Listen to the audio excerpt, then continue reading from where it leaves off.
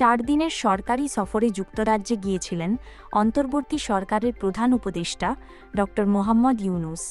এই সফরে ব্রিটিশ প্রধানমন্ত্রী কিয়ার স্টারমারের সঙ্গে তার সাক্ষাৎ হওয়ার কথা ছিল, তবে কোনো এক কারণে সেই সাক্ষাৎটি আর হয়নি, জানিয়ে রাজনৈতিক ও কূটনৈতিক মহলে চলছে নানা জল্পনা-কল্পনা।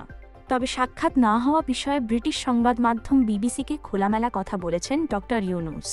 বিবিসির প্রশ্নের মুখোমুখি হয়ে অধ্যাপক ইউনূস জানান, তিনি স্টারমারের সঙ্গে সাক্ষাতে আগ্রহী ছিলেন, তবে এটি না হওয়াকে হতাশার চোখে দেখছেন না, বরং এটি একটি নতুন সুযোগ সৃষ্টি করেছে বলে মনে করছেন তিনি। তিনি বলেন, হয়তো স্টারমার ব্যস্ত ছিলেন বা অন্য কোনো কারণে দেখা করা সম্ভব হয়নি, তবে এতে করে আমার জন্য একটি বড় সুযোগও তৈরি হয়েছে। এখন যেহেতু তিনি ব্যস্ত, আমি তাকে বাংলাদেশে আসার আমন্ত্রণ জানাচ্ছি। আমরা একসঙ্গে সময় কাটাতে পারব, যা ঘটছে তা দেখাতে পারব এবং তিনি পুরো পরিস্থিতি উপলব্ধি করতে পারবেন। আমরা অতীতকে পেছনে ফেলে এক নতুন ভবিষ্যতের সূচনা করছি। যুক্তরাজ্যে প্রায় 10 লক্ষ বাংলাদেশি বাস করেন। ব্রিটিশ জীবনে বাংলাদেশি সংস্কৃতিও গভীরভাবে মিশে আছে। তারপরও স্টারমার তার সমমর্যাদার সম্পর্কে ড ইউনূসের সঙ্গে সাক্ষাতের জন্য সময় বের করতে পারলেন না।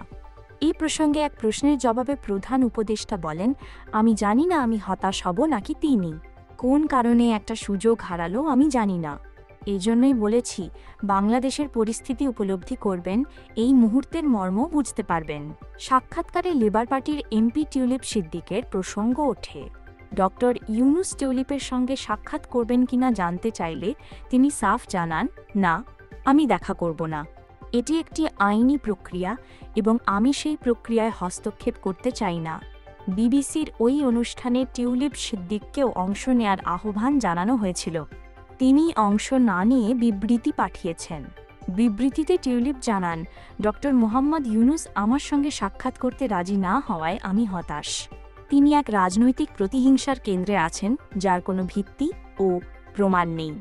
আমি আশা করি তিনি এখন এই অপপ্রচার বন্ধের উপর গুরুত্ব দেবেন, যাতে আদালতই এটা প্রমাণ হতে পারে যে এই অভিযোগের সঙ্গে আমার কোনো সম্পৃক্ততা নেই। তালাশবিডি.com, ঢাকা।